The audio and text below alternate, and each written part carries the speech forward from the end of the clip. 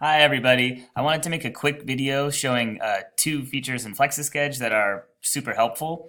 The first is how to check on your Advisement kids and what they're signed up for the week. So when you're on your dashboard, you can click either of these and it will show you all the kids in your Advisement class and where they are scheduled for that week.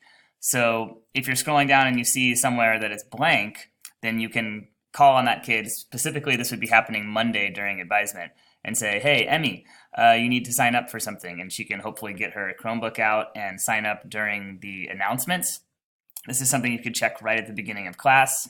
It's also nice because you might be scrolling through here and see somebody that, like maybe Rita is signed up to just go out with Joe on the lunch patio, but you think, you know what, actually she could benefit from being in my class. So you can click the edit button and you can change her right here. Just make sure to click save. A lot of kids who have not been signing up, the issue has just been that they've tried but forgot to push save. So that's one thing, and that would be super helpful so that we're not having to chase down a bunch of kids that aren't signed up.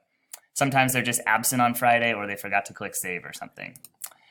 Thing two that I wanted to show you, how to plan for the next week. You can plan way ahead of time. So if you click on plan, sometimes my text is now wrapping right here, but it used to just roll on and on forever. I'd have to scroll way to the right in order to see this editing pencil. But you can click here to edit, and here is this week, everything that I've got going on this week. But even though next week is not open, I can put what I want to do next week here. So I know that tomorrow I'm giving our first unit test. So I'm already planning on Tuesday doing a reteach and Thursday doing retakes. I don't know the kids I'm going to pull in yet, but I know there are going to be some.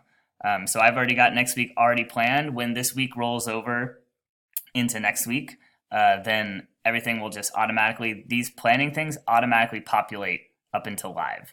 So you don't have to do it during that 24-hour time crunch between Thursday and Friday. If you already know on, Monday, Tuesday, Wednesday what next week is going to be, you can put it down here in planning. Just, again, be sure to click save.